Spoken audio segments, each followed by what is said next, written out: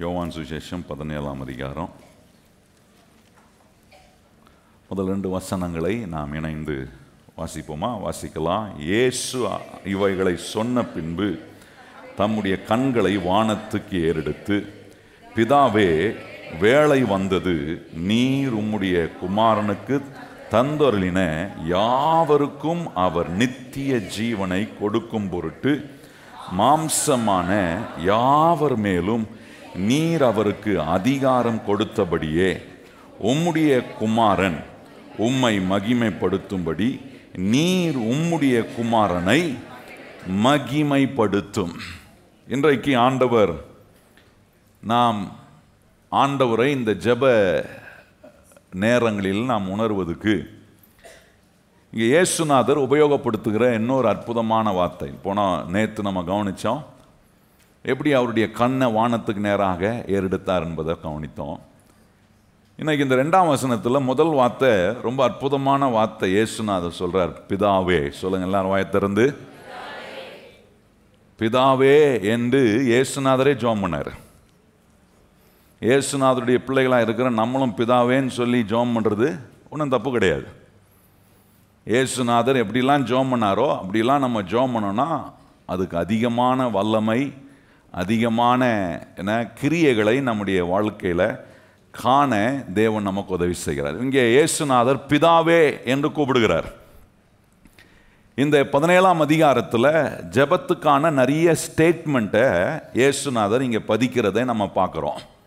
நிறைய காரியங்களை சொல்கிறார், எப்படிலாம் ஜெபம் பண்ணணும், நிறைய ஸ்டேட்மெண்ட்.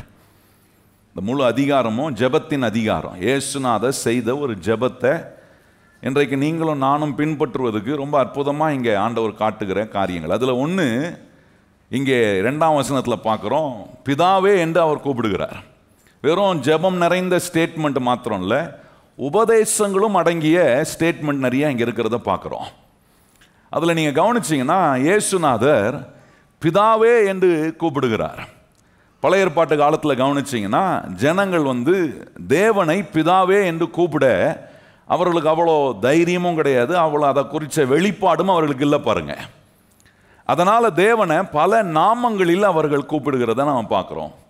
வேதத்தில் பழைய ஏற்பாட்டில் ஏராளமான நாமங்கள் தேவனுக்கு கொடுக்கப்பட்டிருக்கிறத நம்ம பார்க்குறோம். ஜனங்கள் பிதாவே என்று கூப்பிடக்கூடிய அந்த உறவு, அதில் இருக்கக்கூடிய ஆழமான அனுபவங்கள், அந்த பிதாவே என்று கூப்பிடும்போது அது ஒரு நெருக்கமான உறவை ஒரு மனுஷனுக்கு உண்டாக்குதே. இதெல்லாம் மனிதர்கள் அந்த நாட்கள் அனுபவிக்கவில்லை. இயேசுநாதர் ஜனங்கள் நடுவே, யூதர் மக்கள் நடுவே இருந்தபோது இங்கே இயேசுநாதர் யூதர் மக்கள் நடுவே பிதாவே பிதாவே என்று அவர் அடிக்கடி உபயோகப்படுத்துகிறார். இந்த 17ஆம் அதிகாரத்திலே கவனிச்சீங்கன்னா ஏறக்குறைய 5 தடவைக்கு மேலே பிதாவே பிதாவேன்னு பல இடத்துல நீங்கள் பார்க்கலாம். அப்போது இந்த ஜனங்களுக்கு என்ன, இவர் தேவனை பிதான்னு ஒருவனும் கூப்பிட்டதில்லை. அதனால இயேசுநாதரை என்ன சொன்னாங்கன்னா ஜனங்கள், யூத ஜனங்கள் தேவதூஷணம் பண்ணுகிறார் என்று சொன்னார்கள். எதற்காக? தேவனை பிதாவே என்று கூப்பிட்டது இயேசுநாதரை பார்த்து ஜனங்க சொல்றாங்க, இவர் என்ன பண்ணிட்டாரு, தேவதூஷணம் பண்றாருன்றாங்க. பரிசேயர்களுக்கு இயேசுநாதர் மேல மிகப்பெரிய எரிச்சல் உண்டானதுக்கு இன்னொரு மிக முக்கியமான காரணம்னா, தேவனை யாருமே தேவன் என்று சொல்லுவதில்லை, பிதாவன் கூப்பிட்டதும் கிடையாது. ஆனா இவர் வாயத்திறந்து பிதாவே பிதாவே என்று கூப்பிடுகிறாரே. இதை பார்க்கும்போது பரிசேயர்களுக்கும் எரிச்சல், இந்த யூத ஜனங்களுக்கும் எரிச்சல். ஏன்னா பிதாவே என்கிறதுனால உண்டாகிற அந்த சிக்னிஃபிகண்டான ரிலேஷன்ஷிப்பை ஜனங்க அனுபவிக்காமல் இருக்கிறதுனால அவரை பிதாவே என்று கூப்பிடக்கூடிய அந்த உறவை அவர்கள் ஆழமாய் தங்களுடைய வாழ்க்கையில் அனுபவிக்காததுனால இன்னொருவர் இயேசுநாதர் மாம்சத்தில் பிதாவை பார்த்து, உண்டாக்கின தேவனை பார்த்து, அவரை அனுப்பின தேவனை பார்த்து பிதாவே என்று கூப்பிட்ட போது இவர்களால் அதை ஏற்றுக்கொள்ள முடியவில்லை. இந்த யூத ஜனங்களும் பரிசேயர்களும் கிறிஸ்தவத்தை ஒரு மதம் மாதிரி தான் பார்த்தாங்க பாருங்க. அதில் ரூல்ஸ் அண்ட் ரெகுலேஷனை மாத்திரம் தான் பார்க்குறாங்க. ரூல்ஸ் அண்ட் ரெகுலேஷன் இருக்கிறது தப்பு ஒன்றும் கிடையாது. ஆனால் அது மாத்திரம்தான் கிறிஸ்தவத்தில் இருக்குன்றதை நம்ம நினச்சோன்னா நமக்கு அந்த ரூல்ஸ் அண்ட் ரெகுலேஷனை ஃபாலோ பண்ணுறது பெரிய சங்கடமாக போய்விடும். ஆனால் என்னுடைய ஆண்டவர் எனக்கு சொல்கிற எல்லாமே உறவின் அடிப்படையில் எனக்கு தேவன் சொல்லுகிறார், எனக்கு கற்றுக் கொடுக்கிறார் என்று வரும்போது, என்னால் செய்ய முடியாததை கூட என்னுடைய பரலோக பிதா என்னை செய்யும்படி எனக்கு தேவன் ஒரு விசேஷித்த பலனை கொடுக்க. அந்த பலன் எப்போ வருதுன்னா, பிதாவே நான் உம்முடைய பிள்ளையா இருக்கிறேன், நீர் என்னுடைய தகப்பனா இருக்கிறீர் என்கிற அந்த உறவை உணரும் போது எவ்வளோ கடினமான ஒன்றை கூட ஆண்டவர் நம்மை பலப்படுத்தி செய்ய வைக்க கர்த்தர் நமக்கு ஒரு பெரிய ஒரு திராணியை கர்த்தர் நமக்கு கொடுக்கிறார். இந்த திராணியெல்லாம் இந்த பரிசேயர்களுக்கும் யூத மக்களுக்கும் இல்லை பாருங்க. ஏன்னா அவங்க அந்த உறவையே அனுபவிக்கல. பிதாவை உறவாக தங்களுக்கு அவர் பிதாவாக இருக்கிறார், இவர்கள் அவருக்கு பிள்ளைகளாக இருக்கிறார்கள் என்கிற உறவையே அனுபவிக்காத போது அவர்களுடைய பேச்சும் அவர்களுக்கு தெரிந்த வசனங்கள் அவர்கள் பேசின எல்லா பிரமாணங்களும் வாழ்க்கையில் என்ன உண்டாக்கலைன்னா, கடவுளோடு பிதாவோடு அவர்களுக்கு எந்த விதமான உறவையும் தொடர்பையும் ஏற்படுத்தவே இல்லை. இன்றைக்கும் நிறைய கிறிஸ்தவ மக்கள் பாருங்கள், வருவாங்க, ஆண்டவரை தேடுவாங்க, ஆனால் அந்த உண்மையான ஆழமான உறவு நமக்கு உண்டாகணும்னா நமக்கு ஒரு பரலோக பிதா இருக்கிறார். எத்தனை பேர் கையை உயர்த்தி சொல்ல முடியும்? எனக்கு யார் இருக்கிறா? நல்லா சொல்லுங்க. எனக்கு ஒரு பரலோக பிதா இருக்கிறா, அவருக்கு நான் பிள்ளையா இருக்கிறேன். கையை உயர்த்தி சொல்லுங்க. எனக்கு ஒரு பரலோக பிதா இருக்கிறார், அவருக்கு நான் என்னவா இருக்கிறேன்? இயேசுநாதர் அதை டெமான்ஸ்ட்ரேட் பண்ணி காட்டுறாரு. நீங்கள் எல்லாம் அவருக்கு பிள்ளைகளாக இருக்கிறீங்க, அவர் நம்ம எல்லாருக்கும் தகப்பனாய் இருக்கிறார் என்பதை அங்கே ரொம்ப அற்புதமாக டெமான்ஸ்ட்ரேட் பண்ணுறாரு. இன்னொரு காரியத்தையும் இயேசுநாதர் அங்கே செய்கிறார். என்ன காட்டுறாருன்னா, இயேசுநாதர் தேவனுடைய குமாரனாகவும் இருந்தார், அவர் மனுஷகுமாரனாகவும் இருந்தார். தேவனுடைய குமாரனாக இருக்கிற இயேசு கிறிஸ்து பிதாவோடு அவருக்கு இருக்கிற தனித்துவம் வாங்கிய அந்த உறவினுடைய மேன்மையை அங்கே எடுத்து காண்பிக்கிறார். இந்த தேவனுடைய குமாரனாய் இயேசு கிறிஸ்து வந்தபோது அவருக்கு ஆரம்பமும் கிடையாது, முடிவும் கிடையாது. ஏன்னா அவர் உலகம் உண்டாவதுக்கு முன்பாகவே, நீங்களும் நானும் உண்டாகுவதற்கு முன்பாக, எல்லாவற்றையும் உண்டாக்குவதற்கு முன்பாகவே தேவன் எல்லாவற்றுக்கு முன்பாக அவர் இருக்கிற ஒரு தேவனாக இருக்கிறார். அதனால் அவருக்கு ஆரம்பமும் கிடையாது, முடிவும் கிடையாது. ஆனால் உங்களுக்கும் எனக்கும் ஒரு ஆரம்பம் உண்டாகுது. எப்போ ஆரம்பம் உண்டாகுதுன்னா, இயேசுவை என் ஆண்டவராக இரட்சகராக ஏற்றுக்கொண்ட உடனே எனக்கு ஒரு ஆரம்பத்தை என்னுடைய தேவன் எனக்கு உண்டாக்கி கொடுக்கிறார். என்ன தெரியுமா? அப்பா பிதாவே என்று கூப்பிடுகிற ஒரு அதிகாரத்தை கர்த்தர் நமக்கு கொடுக்கிறார். எத்தனை பேருக்கு அந்த அதிகாரம் இருக்கு? கையை உயர்த்தி சொல்லுங்க. நான் அப்பா பிதாவே என்று கூப்பிடுகிற அதிகாரத்தை தேவகுமாரனா இயேசு கிறிஸ்து வந்தார் பாருங்க. தேவகுமாரனா மனுஷகுமாரனா வந்த இயேசுநாதர் என்ன செய்தார்னா, இன்னைக்கு நான் அவரை அப்பா பிதாவே, வேற எந்த நாமத்தை வச்சும் கூட வேண்டியதில்லை. அதுதான் பாருங்க, இன்னைக்கு நம்ம வாயை திறந்து ஏசப்பா, எத்தனை பேர் சொல்றீங்க ஏசப்பா? என்ன, என்னுடைய அப்பா அவர், என்னுடைய பரலோக தகப்பன் அவர். இந்த ஒரு தனித்துவம் வாங்கிய உறவை தேவன் காண்பிக்கிறவர் மாத்திரம் இல்லை, அந்த உறவை நாம் ஒவ்வொருவரும் அனுபவிக்க வேண்டும் என்பதை தான் இந்த ஜெபத்தில் ஆண்டவர் காட்டுறார். பரலோக பிதாவை உங்களுடைய உறவாக, உங்களுக்கு சொந்தமாக, நீங்கள் அவருக்கு சொந்தமாக நீங்கள் பார்த்து அனுபவிக்க ஆரம்பிச்சிங்கன்னா, நான் சொல்கிறேன், பிசாசு உங்களை கண்டு பயப்பட ஆரம்பிப்பான். ஏன்னா பரலோக பிதா எல்லாவற்றையும் ஆளுகிறவராக இருக்கிறார். கையவாதி சொல்லுங்க. என்னுடைய பரலோக பிதா எல்லாவற்றையும் ஆள்றாரு, நான் அவருக்கு என்னவா இருக்கிறேன்? எத்தனை பேர் சொல்றீங்க நான் அவருக்கு என்னவா இருக்கிறேன்? எத்தனை பேர் ஆண்டவருக்கு கையை உயர்த்தி சொல்ல விரும்புறீங்க, ஆண்டவரே நான் உமக்கு பிள்ளையா இருப்பது எனக்கு கிடைத்த பெரிய புண்ணியம் ஆண்டவரே? எத்தனை பேர் அப்படி சொல்றீங்க? ஆண்டவரே எனக்கு நீர் பரலோக பிதாவா, எனக்கு ஆண்டவரா, எனக்கு இரட்சகரா, எனக்கு இயேசு கிறிஸ்துவா நீர் இருப்பது எனக்கு கிடைத்திருக்கிற பெரிய பாக்கியம், பெரிய புண்ணியம். பாருங்க, இந்த புண்ணியத்துக்கு நீங்க என்ன செஞ்சீங்க? ஏதாவது போய் கொடுத்தீங்களா? என்ன, எதையாவது போயிட்டு மலை ஏறி போனீங்களா? பாத யாத்திரை போனீங்களா? என்ன பண்ணீங்க? ஒன்றும் பண்ணலை. அவர் எல்லா வேதனைகளையும் சகித்து கல்வாரி சிலுவையில் எல்லா அவமானத்தையும் ஏற்றுக்கொண்டு நம்முடைய பாவங்களுக்காக அடிக்கப்பட்டு நம்முடைய பாவத்திலிருந்து நமக்கு விடுதலை உண்டாகக்கூடிய ரட்சிப்பை கொடுத்து, இன்றைக்கு அந்த ரட்சிப்பை இந்த இயேசு தான் என் பாவத்தெல்லாம் மன்னிக்கக்கூடிய தேவன் என்று என் உள்ளத்தில் விசுவாசித்து என் வாயினால் நான் அறிக்கை பண்ணும்போது வேதம் சொல்லுகிறது, நாம் ரட்சிக்கப்படுகிறோம். ரட்சிக்கப்பட்ட உடனே எனக்கு ஒரு பெரிய ஒரு யூனிக் ரிலேஷன்ஷிப் உண்டாகுது. அது என்னன்னா, ஒரு தனித்துவம் வாங்கிய ஒரு உறவு உண்டாகுது. என்ன உறவுனா, என்னுடைய தேவனை நான் அப்பா அப்பா பிதாவே என்று கூப்பிடுகிற உறவு. எத்தனை பேர் கையை உயர்த்தி வாயத்திறந்து என் அப்பா ஏசப்பா சொல்லுங்க. கொஞ்ச நேரம் வாயத்திறந்து எத்தனை பேர் அந்த உறவை உணர்றீங்க? இது சொல்ல சொல்ல என்ன உறவுல பெரிய ஒரு நம்பிக்கை வரும். தேவன் உங்களுடைய வாழ்க்கைக்குள்ள, உங்க இருதயத்துக்குள்ள ஒரு பெரிய ஒரு ஸ்திரத்தன்மை ஏற்படும். ஏன்னா என்ன மாறினாலும் அவர் என் தகப்பனாய் இருப்பது மாறுவதே இல்லை. எத்தனை பேர் சொல்றீங்க, ஆண்டவரே நீர் என்னுடைய பரலோக தகப்பனாய் இருப்பது மாறவே மாறாது, ஏன்னா என்னை உம்முடைய உறவுக்குள்ள ஆண்டவர் கொண்டு வந்திருக்கிறார். எவ்வளவு அற்புதமான ஒண்ணு பாருங்க.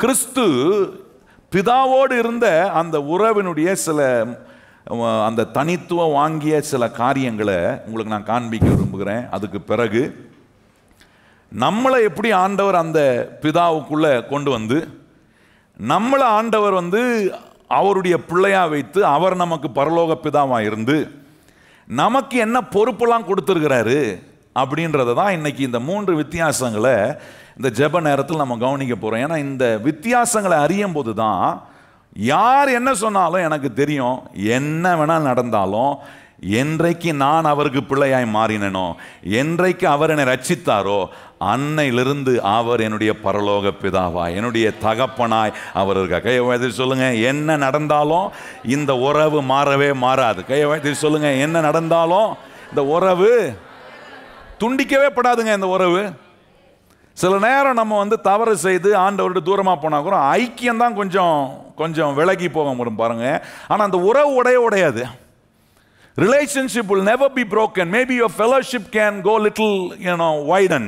கொஞ்சம் உங்கள் ஐக்கியம் வேணால் ஆண்டவர்கிட்ட விலகி போகலாம். ஆனால் அந்த உறவு என்ன பண்ணணும்னா மறுபடியும் உங்களை அந்த ஐக்கியத்துக்குள்ளே, பிதாவோடு இருக்கிற ஐக்கியத்துக்குள்ளே, ஆண்டவரோடு இருக்கிற ஐக்கியத்துக்குள்ளே கொண்டு வரும். எத்தனை பேர் ஆண்டவருடைய உறவுக்குள்ளே இருக்கிறீங்கன்னு உணர்றீங்க? எத்தனை பேர் தெரியும் எனக்கு ஒரு உறவு இருக்குது? கையை வைத்து சொல்லுங்கள், எனக்கு ஒரு உறவு இருக்குது. அது என்ன உறவு? எனக்கு பரலோக பிதா என்னுடைய தகப்பனாக இருக்கிறார். கையை வைத்து சொல்லுங்கள், என்னுடைய பரலோக பிதா என்னவா இருக்கிறாரு? இதை தான் இயேசுநாதர் ஜெபத்தில் சொல்கிறாரு, பிதாவே என்று அவர் கூப்பிடுகிறார் பாருங்க. இயேசுநாதர் ஜெபம் பண்ணின ஒவ்வொரு வார்த்தையிலும் ஆழமான அர்த்தங்கள் இருக்கு. ஏன்னா நிறைய நேரம் நம்ம பிதாவை நோக்கி கூப்பிடுகிறதே இல்லை. நிறைய நேரம் அதனுடைய வலிமையை நமக்கு தெரியாததுனால எப்படி நம்ம அவருக்கு பிள்ளையானோ, அவர் எப்படி நமக்கு தகப்பனானாரு, அவர் நம்மளுக்கு தகப்பனானதுனால நமக்கு என்னெல்லாம் செய்கிறாரு, அவர் நம்முடைய தகப்பனாக இருந்து நம்மளை நிறைவேற்ற வேண்டிய சில பொறுப்புகளை எப்படி செய்ய அவர் நமக்கு திராணி கொடுக்கிறாரு. ஏன்னா தகப்பன்ற உறவு ரொம்ப முக்கியமானது. கையை வைத்து சொல்லுங்க, தகப்பன்ற உறவு ரொம்ப முக்கியமானது. உலகத்திலே பாருங்க, தகப்பன்ற உறவு ரொம்ப முக்கியமானதாக இருக்கு பாருங்க. ஏன்னா தகப்பன், தாய், குடும்ப உறவு இதெல்லாம் ரொம்ப முக்கியமானது. அப்போது இந்த உலகத்திலே இதெல்லாம் இவ்வளோ முக்கியமாக இருக்கும்னா எத்தனை பேர் நம்புறீங்க? என்னை உண்டாக்கின ஆண்டவர் அந்த உறவுக்குள்ளே நான் இருக்கணுன்றதை முக்கியப்படுத்துகிறவராக இருக்கிறார். கையை வச்சு சொல்லுங்கள், என்னை உண்டாக்கினவர் அந்த உறவுக்குள்ளே நான் இருக்கணும் என்ன பண்ணுறாரு? முக்கியப்படுத்துகிறார் பாருங்க.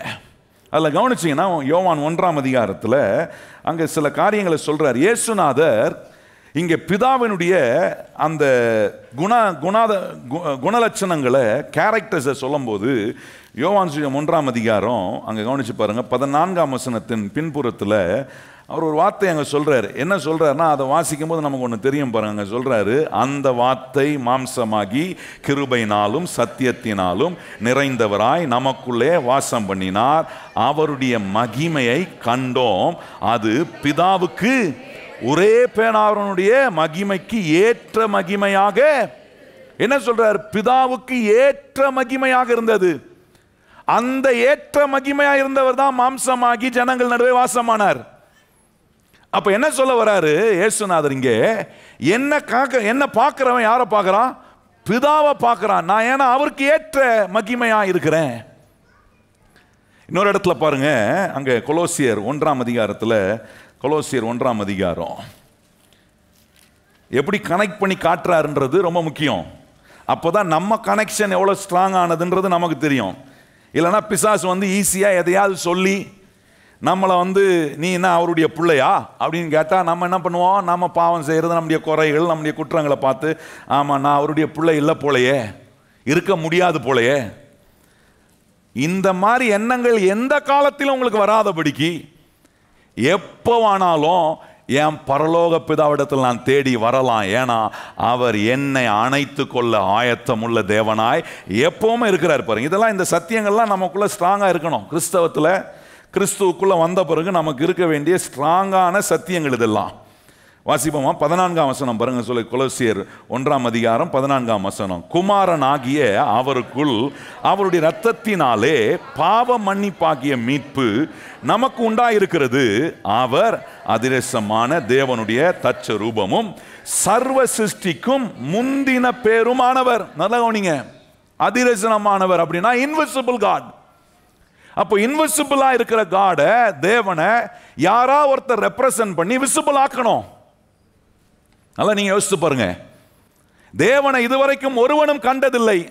காணாத தேவனை காண்பதுக்கு ஆண்டவர் என்ன செஞ்சாருன்னா, தம்முடைய ஒரே பேரான குமாரன், தம்முடைய மகிமைக்கு ஏற்ற மகிமையா இருக்கிற தம்முடைய குமாரனை இந்த உலகத்துக்கு அனுப்பி இப்போ ஒன்று பண்றாரு. என்ன காட்டுறாருன்னா, இன்விசிபிளான தேவனை விசிபிள் ஆக்கி காட்டுறாரு. அதுதான் இயேசு நான் சொல்றாரு, என்ன காண்கிறவன் யாரை காண்கிறான்? ஆண்டவர் சொல்ற, நான் தான் எக்ஸாக்ட் காப்பி.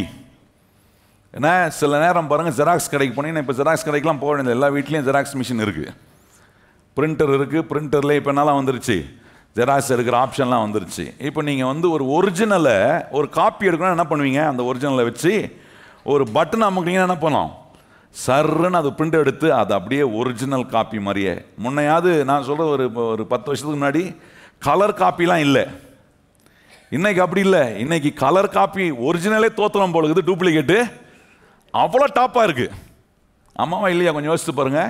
எல்லா ப்ராடக்ட்லேயும் என்ன பண்ணுறான்னா, அவன் கண்டுபிடிக்கிறவன் கஷ்டப்பட்டு பல லட்சக்கணக்கான கோடிக்கணக்கான ரூபாவை செலவு பண்ணி ஆராய்ச்சி மையம்னு ஒன்று வச்சு அதை ஆராய்ச்சி பண்ணி அதுக்கு பல பேர் வேலை செய்து அதுக்கு பல முதலீடுகள் செய்யப்பட்டு அவ்வளோ கஷ்டப்பட்டு ரிசர்ச் பண்ணி ஒரு ப்ராடக்டை ஒரிஜினலாக கொண்டு வராங்க. எல்லா ப்ராடக்ட்டுக்கும் என்னன்னா, அங்கே ஒரு டூப் ப்ராடக்ட் இல்லை, ஃபர்ஸ்ட் காப்பின்னு சொல்கிறாங்க. அந்த ஃபர்ஸ்ட் காப்பினா இன்னொருத்தன் உட்காந்து என்ன பண்ணுறான், அந்த ஒரிஜினல் எப்படி அப்படியே காப்பி அடிக்கலாம் அப்படின்னு நினச்சி காப்பி அடித்து அதை டூப்ளிகேட்டாக உண்டாக்கி அதை என்ன பண்ணுறான், அதை தான் இப்படி இப்போ இருக்கிற மார்க்கெட்டில் சொல்கிறாங்க. ஒரிஜினலுக்கு ஆல்டர்னேட்டிவ் என்னன்னா ஃபர்ஸ்ட் காப்பி. என்ன காப்பியா? குடிக்கிற காப்பி இல்லை, ஏன்னா ப்ராடக்டை இன்னொரு டூப்ளிகேட்டாக பண்ணுற காப்பி. நீங்கள் நினச்சிக்கூடாது ஏசுநாதரும் அப்படி ஒரு டூப்ளிகேட் ப்ராடக்ட் போல கிடையாது. அதான் சொல்கிறாரு, தம்முடைய ஏற்ற மகிமைக்குரியவராய் அவர் தம்முடைய பிதாவை வெளிப்படுத்த திருத்துவ தேவன், பிதா, குமாரன், பரிசுத்த ஆவியானவர் ஒரே தேவன் 3 விதங்களில் செயல்படுகிறார்கள். ஆண்டவர் என்ன செய்கிறார், தம்முடைய குமாரன், தம்முடைய மகிமைக்கு ஏற்ற ஒரு நபரை, தம்முடைய சொந்த குமாரனை அனுப்பி அதிரசனமான தேவனை காணக்கூடிய விதத்தில் மாற்றுகிறார். இன்னொரு இடத்துல பாருங்க, எபிரேயர் 1ஆம் அதிகாரத்தில் 3ஆம் வசனத்தில் கவனிச்சிங்கன்னா, இந்த இன்விசிபிளான தேவனை விசிபிள் ஆக்கி காட்டுகிறதுக்கு ஜனங்கள் நடுவே இயேசுவை 2000 ஆண்டுகளுக்கு முன்பாக அனுப்பினார். அவர் வந்தபோது எந்த மனுஷ சித்தத்தின்படி அவர் பிறந்தவர் அல்ல, அவர் தேவ சித்தத்தின்படி வந்தார். அதனால தான் அவரை தேவகுமாரன், மனுஷகுமாரன் என்று சொல்லப்படுகிறது வேதம். நல்லா கவனிச்சு பாருங்க. இங்க எபிரேயர் 1ஆம் அதிகாரத்தில் 3ஆம் வசனத்தை பார்த்தீங்கன்னா, அங்க சொல்றார் எக்ஸாக்ட் ரெப்ரசன்டேஷனா இருந்தாராம். சும்மா ஏதோ நீங்க நினைக்கிற மாதிரி உலகத்தில் இருக்கிற ஒரிஜினலுக்கு ஒரு டூப்ளிகேட் இருக்கு பாருங்க, அது மாதிரி ஆண்டவர் இயேசுவை நினைச்சிடக்கூடாது. இயேசு நான் சொல்ல, என்ன பார்க்குறியா பிதாவப்பா அப்படின்னா எக்ஸாக்ட் நானும் அந்த ஒரிஜினல் தான்றாரு. இதுவரைக்கும் ஜனங்க தேவனை பார்த்ததே இல்லை. அப்போ பார்க்கக்கூடிய விதத்தில் காண்பிப்பதற்காக ஆண்டவர் சொல்றாரு பாருங்க, அதிரசனமான தேவனை விசிபிளாக்கி காக்க. 3ஆம் வசனம் பாருங்க, இவர் அவருடைய மகிமையின் பிரகாசம். எப்படி ஆரம்பிக்கும், இவர் இயேசுநாதர். அதை யாரை குறித்து 1ஆம் வசனம் பார்த்தீங்கன்னா இயேசுநாதர் குறித்து சொல்லப்பட்டிருக்கு. இவர் இயேசுநாதர், இவர் அவருடைய மகிமையின் பிரகாசமும் அவருடைய தன்மையின் சொரூபமாயிருந்து சர்வத்தையும் தம்முடைய வல்லமை உள்ள வசனத்தினாலே தாங்குகிறவராய் தம்மாலே தாமே நம்முடைய பாவங்களை நீக்கும் சுத்திகரிப்பை உண்டு பண்ணி உன்னதத்தில் உள்ள மகத்துவமானவருடைய வலது பாஷ்யத்தில், நல்ல கவனி அந்த வார்த்தை பாருங்க, இவர் அவருடைய மகிமையின் பிரகாசமும் அவருடைய தன்மையின் சுயரூபமாயிருந்து. அப்படின்னா எக்ஸாக்ட் ரெப்ரசன்டேஷன். காட்டுறார். இயேசுநாதர் வந்து இந்த உலகத்தில் வாழ்ந்து பிதாவே என்று அவர் கூப்பிடும் போது காட்டுறார், நான் தான் எக்ஸாக்ட் ரெப்ரசன்டேஷன், நான் ஒன்றும் டூப்பு கிடையாது. நல்லா கவனிங்கள். அப்படியே ஆண்டவர் அதில் தம்மை ரியலிஸ்டிக்காக காட்டுறார். நான் தான் அந்த தேவனா இருக்கிறேன் அப்படின்றத ஆண்டவர் அங்கே காட்டுறார் பாருங்க. அதனால தான் இயேசுநாதர் ஏன் பிதாவானவர் அவ்வளோ மகிமைப்படுத்துறாருன்னா, இயேசுநாதரை பார்க்குற ஒவ்வொருவரும் பிதாவை பார்க்குறாங்க. என்ன, பிதாவை இது வரைக்கும் ஒருவனும் கண்டதில்லை, எக்ஸாக்ட் ரெப்ரசன்டேஷனா, தச்ச ரூபமாக.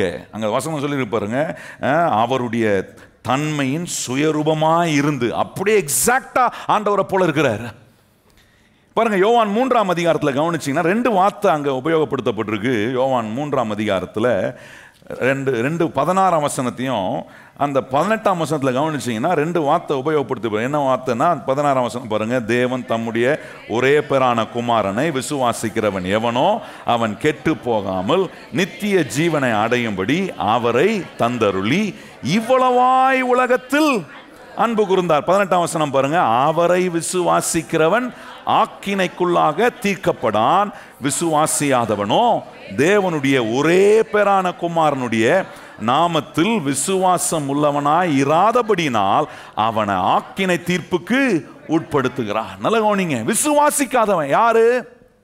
இவர் தான் exact representation of the father. பிதாவை அப்படியே எக்ஸாக்டா தச்சரூபமா காட்டுறவர். தம்முடைய ஒரே பேரான குமாரன் மேல் அவருடைய மகிமை அப்படியே வெளிப்படுத்தி காட்டுகிற இயேசு கிறிஸ்துவை விசுவாசிக்காதவன். இன்னைக்கு பாருங்க, இதுல தான் நிறைய குழப்படி இருக்கு. நீங்க கவனிச்சீங்கன்னா நிறைய கும்பல் சுத்திட்டு இருக்குது. எப்படி கிறிஸ்தவத்திலே கிறிஸ்தவங்க மக்கள்ல இப்படி ஒரு குழப்பத்தை உண்டாக்கி, இல்லை பிதாவை மட்டும்தான் சொல்லணும், இல்லை இயேசுநாதரை மட்டும்தான் சொல்லணும் அப்படின்னு சொல்லி போற ஒரு கும்பல்லாம் நிறைய இருக்கு. இப்போ அந்த காலத்தில் இப்போ போறாங்களா, இப்போ இருக்கான்னு தெரியல, மறைமுகமாக செய்யறாங்களான்னு தெரியல. இந்த யெகோவா விட்னஸ்னு ஒரு குரூப் இருப்பாங்க, பார்த்துருக்கீங்களா? அவங்களுடைய வேலை என்னன்னா, அவங்க போய் கேட்பாங்க, இயேசுநாதர் என்ன சொன்னாரு? இயேசுநாதர் பல இடத்துல சொல்றாரு, என்னை காட்டிலும் பிதாவானவர் பெரியவராக இருக்கிறாருன்னு சொல்றாரு. உடனே அவங்க என்ன கேட்குறாங்க, அவரை காட்டிலும் பெரியவராக இருக்கணும், அப்போ இயேசுநாதர் எதுக்குன்னு கேட்குறாங்க. இப்போ நீங்க கவனிச்சு பாருங்க, இந்த இடத்துல இயேசுநாதர் சொல்றாரு, பிதா சொல்றாரு, இயேசுநாதரை விசுவாசிக்காதவன் எந்த ஆசீர்வாதத்துக்கும் பங்கு இல்லாதவனாய் மாறி விடுகிறான். எந்த தேவன், எந்த இயேசுநாதர் என்ன காட்டிலும் பிதா பெரியவனா இருக்கிறாரோ சொன்னவர், அந்த பெரியவர் சொல்றாரு, இந்த குமாரனை விசுவாசிக்காதவன் ஆக்கினைக்குள் ஆக்கப்படுகிறான். ஏன் இந்த குமாரனை விசுவாசிக்காதவன்? இந்த குமாரன் என்ன சாயலாக காட்டுகிற குமாரனா இருக்கிறாரு, என்ன அப்படியே தச்சரூபமாய் காட்டுகிற இந்த இயேசு கிறிஸ்துவை விசுவாசிக்காத ஒவ்வொரு மனுஷனும் ஆக்கினைக்குள்ளாக தீர்க்கப்படுவான் என்று வேதம் சொல்ல. ஆனால் விசுவாசிக்கிறவர்களோ ஆக்கினைக்கு தீர்க்கப்படாதபடி தேவனுடைய ஆசீர்வாதத்துக்குரியவர்களாய் மாறும். எத்தனை பேர் இயேசுவை விசுவாசிக்கிறீங்க?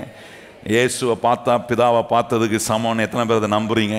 இதெல்லாம் சத்தியங்க, இதெல்லாம் சத்தியம். அப்போ ஆண்டவர் சொல்றாரு, நம்மள ஆண்டவர் ஆக்கினைக்குள்ளாக்காம, ரோமர் 8ஆம் அதிகாரம் 1ஆம் வசனம் சொல்லியிருக்கு பாருங்க, என்ன, நம்மள அவர் ஆக்கினைக்குள்ள தீர்க்காதபடிக்கு, பாவத்தில் இருந்தோம், பாவத்தின் வல்லமையில் இருந்தோம், என்ன, பாவம் மரணம் என்கிற பிரமாணத்திலிருந்து நம்மளை விடுதலையாக்கி ஜீவனும் ஆவியின் பிரமாணத்துக்குள்ளே கொண்டு வந்து நம்மளை வச்சிருக்கிறாரா.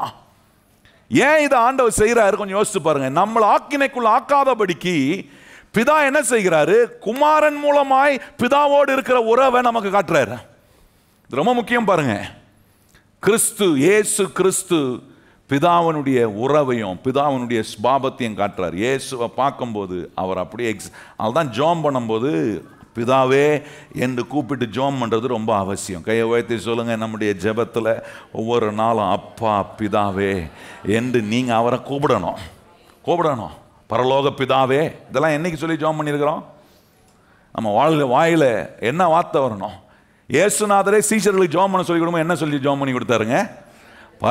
பரமண்டலத்தில் இருக்கிற எங்க பரலோக. ஏன் இயேசுநாதருக்கு தெரியாதா வேற எதை மாதிரி சொல்றதுக்கு? ஆனா ஜெபம் பண்ணும்போது இதெல்லாம் சொல்லி கொடுக்குறாரு. ஏன்னா இங்க இருந்தா உறவு ஆரம்பிக்குது. அந்த உறவு நமக்கு இருக்குன்றதை காட்டுவதற்காகவே மாம்சத்துல இயேசுநாதர் இந்த பூலோகத்துக்கு வந்தார். இப்ப கவனிச்சு பாருங்க, இன்னொரு இடத்துல கவனிச்சீங்கன்னா 1 யோவான் 3ஆம் அதிகாரம், 1 யோவான் 4ஆம் அதிகாரம் 8ஆம் வசனத்துல பாருங்க, இன்னும் ஸ்ட்ராங்கா சொல்றாரு. 1 யோவான் 4ஆம் அதிகாரம் 8ஆம் வசனம் வாசிங்க. 1 யோவான். அன்பில்லாதவன் தேவனை அறியான், அன்பில்லாத தேவனை அறியான், தேவன் அன்பாகவே இருக்கிறார். 9ஆம் வசனம் பாருங்க. தம்முடைய ஒரே பேரான குமாரனினாலே நாம் பிழைக்கும்படிக்கு தேவன் அவரை இவ்வுலகத்திலே அனுப்பினதினாலே தேவன் நம்மேல் வைத்த அன்பு. அப்ப கவனிச்சு பாருங்க, ஒரு மனுஷன் பிழைக்கணும்னா, இந்த உலகத்துல வாழணும்னா, தேவன் மேல நம்பிக்கை வைக்கணும்னா சொல்றாரு, இயேசு இந்த உலகத்துக்கு வந்து பாடுபட்டு நம்முடைய பாவங்கள் எல்லாம் ஏற்றுக்கொண்டு நமக்கு மீட்பை உண்டாக்கி இன்னைக்கு பிதாவின் வலது பாசத்தில் உட்கார்ந்து இருக்கிற இயேசு கிறிஸ்துவை விசுவாசியாம பிதாவை அறிந்து கொள்வதற்கு வாய்ப்பே இல்லைன்றார். அப்ப கவனிச்சு பாருங்க, இயேசுநாதர் பிதாவோடு இருக்கிற அந்த உறவை, அந்த கேரக்டரை காண்பித்து கொண்டே இருக்கிறார். இவ்வளவு நேரம் காண்பித்தேன் எப்படி இயேசு கிறிஸ்து தேவகுமாரனா பிதாவோடு இருக்கிற உறவை நமக்கு காட்டுறாரு.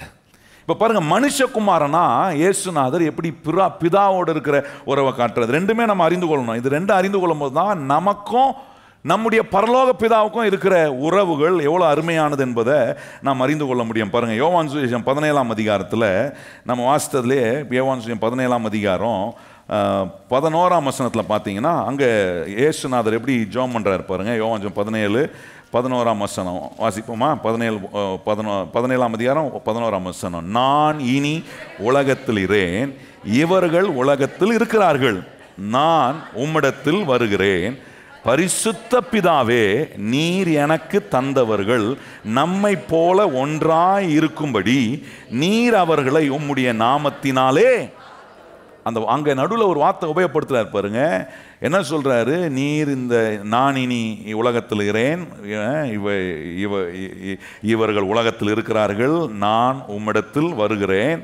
ஆனா அந்த மனுஷகுமாரனா இயேசுநாதர் பிதா எப்படிப்பட்டவர் காட்டுறாரு பாருங்க. அங்க சொல்றார் பரிசுத்த பிதா. சொல்லுங்க வாய்த்த, நம்ம பிதா எப்படிப்பட்டவரா இருக்கிறாரு? பரிசுத்த பிதானா ஹோலி ஃபாதர்னு சொல்லலாம், பர்ஃபெக்ட் ஃபாதர், பிழையே இல்லாத ஒரு பரலோக பிதா. எப்படி சொல்றாரு பாருங்க. ஒரு மனுஷகுமாரனா இயேசு கிறிஸ்து பிதா எப்படிப்பட்டவர் என்பதை சொல்றாரு. கொஞ்சம் யோசித்து பாருங்க. தேவகுமாரனா என்னெல்லாம் சொன்னாருன்னு காண்பித்தேன் இவ்வளவு நேரம். இப்ப மனுஷகுமாரனா இயேசுநாதர் பிதாவை பார்த்து சொல்றாரு, நீர் பரிசுத்தம் உள்ள பிதா. கையை உயர்த்தி சொல்லுங்க. இன்னைக்கு நம்மளும் என்ன சொல்லணும்? நம்ம ஆராதிக்கிற தேவன் எப்படிப்பட்டவர்? பரிசுத்தம் உள்ள பிதா. நல்ல கையை உயர்த்தி சொல்லுங்க. எல்லாரும் வாயை திறந்து, நான் ஆராதிக்கிற, எனக்கு நன்மை செய்கிற, எனக்கு உதவி செய்கிற, எனக்கு உறவை ஸ்திரப்படுத்துகிற என்னுடைய பரலோக பிதா எப்படிப்பட்டவராக இருக்கிறாரு? பரிசுத்த பிதாவா இருக்கிறார். இன்னொரு இடத்துல சொல்றாரு பாருங்க, அதே அதிகாரம் 17ஆம் அதிகாரம் 25ஆம் வசனத்துல பாருங்க. அவர் சொல்றார் நீதி உள்ள பிதா. அடுத்து சொல்றாரு, இங்க பரிசுத்த பிதா மாத்திரம் அல்ல, நீதி உள்ள பிதா. அப்படின்னா எது சரியோ அதை தான் அவர் செய்வார். நம்முடைய பரலோக பிதா எது சரியோ அதை மாத்திரம் தான் செய்கிறவர். அதனாலதான் நீதி உள்ள பிதா. மனுஷகுமாரனா இயேசுநாதர் சொல்றாரு. ஒரு மனுஷகுமாரனா இயேசுநாதர் எப்படி பிதாவை உறவை அனுபவிச்சு சொல்ல முடியும் அப்படின்னு சொல்றாருன்னா, அவர் பரிசுத்தம் உள்ள பிதா, அவர் நீதி உள்ள பிதாவா இருக்கிறார். அப்படின்னா அவர்கிட்ட எந்த பழுதும் எந்த குறையும் கிடையாது. எது சரியோ அதை அவர் செய்ய அவர் கரெக்டான தேவன். கையை வாய்த்து சொல்ல, நம்ம ஆராதிக்கிற தேவன் எல்லாவற்றையும் கரெக்டாக செய்கிறவர். எத்தனை பேருக்கு அந்த நம்பிக்கை இருக்குது? நிறைய தவறுகள், நிறைய கரெக்ட் இல்லாத நிலைகள்லாம் நம்மக்கிட்ட இருக்குது. ஆனால் எனக்கு உறவை காட்டுற பரலோக பிதா எல்லாவற்றையும் சரியாக செய்கிறவர் மாத்திரம் இல்லை, என்னையும் அவரோடு சரியாக்கக்கூடிய தேவனாக இருக்க. கையை வாய்த்து சொல்லுங்கள். எனக்கிட்ட இருக்கிற எல்லா கரெக்டாக இல்லாத நிலைகளெல்லாம் என்ன பண்ணுறார்? கர்த்தர் கரெக்ட் ஆக்குவார். எத்தனை பேர் விசுவாசிக்கிறீங்க? கர்த்தர் என்ன செய்வார்? எல்லாவற்றையும் கரெக்ட் ஆக்குறாரு. பாருங்க, இன்னொரு இடத்துல சொல்றாரு, லூக்கா சுவிசேஷம் 10ஆம் அதிகாரத்தில் அங்க சொல்லும்போது சொல்றாரு, என்னுடைய பிதா எப்படிப்பட்டவராக இருக்கிறாருன்னா வானத்துக்கும் பூமிக்கும் அவர் சொந்தக்காரராக இருக்கிறார். வானமும் பூமியும் அவருடையதா இருக்கு. நம்முடைய பிதா எப்படிப்பட்டவராக இருக்கிறார்? அவருக்கு எந்த குறையும் இல்லை. இன்னைக்கு நான் அவருடைய பிள்ளையா இருக்கிறேன். என்னுடைய வாழ்க்கையில் இருக்க 20ஆம் வசனம் 21ஆம் வசனம் பாருங்க, அதில் அப்படி இருக்கு. எந்த குறையும் அவரிடத்துல இல்லை. என்ன 21, 22 போட்டிருக்காரு. நம்முடைய பரலோக பிதா எப்படிப்பட்டவராக இருக்கிறார்னா வானத்தையும் பூமிக்கும் உடைய ஆண்டவராக இருக்கிறார். சொல்லுங்க, நம்முடைய பரலோக பிதா எப்படி இருக்கிறாரு? வானத்துக்கும் பூமிக்கும் என்னவா இருக்கிறாரு? இன்னைக்கு சொல்றாரு, அவருக்கு நீங்களும் நானும் என்னவா இருக்கிறோம்? பிள்ளைகளா இருக்கிறோம். அவர் பூமிக்கும் வானத்துக்கும் ஆண்டவராக இருப்பார்னா நம்முடைய வாழ்க்கையில் எந்த விதமான குறைகளுக்கும் இருக்க கர்த்தர் என்ன செய்வதில்லை? இடம் கொடுக்குவதே இல்லை. இதுதான் மனுஷகுமாரனா இயேசுநாதர் அங்கே சொல்லுகிறத நம்ம பார்க்குறோம். இதை இயேசுநாதர் பிதாவை இப்படி சொல்ல சொல்ல, மனுஷகுமாரனா இருந்து இயேசுநாதர் பிதாவை குறித்து இப்படி சொல்ல சொல்ல பரிசேயர்களுக்கு இன்னும் எரிச்சல் உண்டாயிட்டே இருக்கு. இன்னும் இந்த மனுஷன் எப்போ பார்த்தாலும் தேவனை பிதா பிதா பிதான்றாரு, தேவதூஷணமாக இருக்கே அப்படின்றாங்க. ஆனால் அவர்களுக்கு அதை என்ன விளங்கி கொள்ளனா, பிதாவே என்று கூப்பிடும்போது அதில் இருக்கிற ஆழமான உறவு அவர்களுக்கு தெரியல. இன்னைக்கு நம்ம வாய் நிறைய பிதாவே, பரலோக பிதாவே, ஏசப்பா என்று சொல்லும்போது அதனுடைய உறவை நம்ம அனுபவிக்கிறோம். எத்தனை பேர் கையை உயர்த்தி சொல்கிறீங்க, ஆண்டவரே தகுதியே இல்லாத என்ன இன்னைக்கு அப்பா பிதாவே என்று கூப்பிடும்படி என்னை ரட்சித்து எனக்கு வாழ்வை கொடுத்து, ஆண்டவரே என்னை சேரான பாதையில் நடத்துகிறீரே, ஆண்டவரே வழியில் நான் எந்தாவது கோளாறு ஏற்பட்டுச்சுன்னா அந்த கோளாறெல்லாம் சரி பண்ணி என்னை செம்மையான பாதையில் நடத்துகிற எனக்கு ஒரு பரலோக பிதா இருக்கு. எத்தனை பேர் கையை உயர்த்தி சொல்றீங்க, எனக்கு ஒரு பரலோக பிதா எல்லாவற்றையும் செம்மையான பாதையில் நடத்துகிற தேவன். அது மாத்திரமல்ல, பாருங்க இன்னொரு காரியம் அங்கே சொல்லப்பட்டிருக்கு. மத்தேயு 16ஆம் அதிகாரத்தில் கவனிச்சிங்கன்னா அவர் எப்படிப்பட்டவராக இருக்காருன்னா, பிதாவை வெளிப்படுத்துகிறவராக இருக்கிறாரா. பிதாவை வெளிப்படுத்துகிறவராக இருக்கிறார். 17ஆம் அதிகாரம், மத்தேயு 16ஆம் அதிகாரம் 16ஆம் வசனம் வாசிங்க. சீமோன் பேதுரு பிரதியுத்தரமாக, நீ ஜீவனுள்ள தேவனுடைய குமாரனாகிய கிறிஸ்து என்று என்றான். இயேசு அவனை நோக்கி, யோவானின் குமாரனாகிய சீமோனே, நீ பாக்கியவான், மாம்சமும் இரத்தமும் இதை உனக்கு வெளிப்படுத்தவில்லை. நல்ல கவனிங்க, யார் வெளிப்படுத்துறா இதை? பரலோகத்தில் இருக்கிற என் பிதா இதை உனக்கு. நல்ல கவனித்து பாருங்க, எவ்வளவு அருமையா சொல்றாரு பாருங்க. இந்த மனுஷகுமாரனா இருந்த இயேசு நான் சொல்றாரு, பிதா தான் இதெல்லாம் வெளிப்படுத்துறாரு உனக்கு. மாம்சமும் ரத்தமும் வெளிப்படுத்தலை, நான் தேவனுடைய குமாரன், நான் மனுஷ குமாரன் அப்படின்றத பரலோகத்தில் இருக்கிற பிதா இதை உனக்கு அவர் வெளிப்படுத்துறார். இன்னும் ரொம்ப முக்கியமான விஷயம் பாருங்க, பரலோக பிதா உடைய உறவை உணரும் போது மனுஷகுமாரனா இயேசுனா சொன்ன இன்னொரு காரியம், லூக்கா சுவிசேஷம் 23ஆம் அதிகாரம் பாருங்க. லூக்கா சுவிசேஷம் 23ஆம் அதிகாரம், அதில் 24ஆம் வசனத்தை நம்ம வாசிப்போமா? 23, 24, 23ஆம் அதிகாரம் 24ஆம் வசனம் வாசிப்போம். அப்பொழுது அவர் கேட்டுக்கொண்டபடியே என்று பிலாத்து தீர்ப்பு செய்தான். அதில் ஒரு வார்த்தை வரும், எப்படின்னா அங்கே போட்டிருக்கு, எப்படி பிதா மன்னிக்கிறாரோ. 34 வாசிங்க. அப்பொழுது இயேசு, பிதாவே இவர்களுக்கு மன்னியும், தாங்கள் செய்கிறது இன்னதென்று அறியாது இருக்கிறார்கள் என்றார்.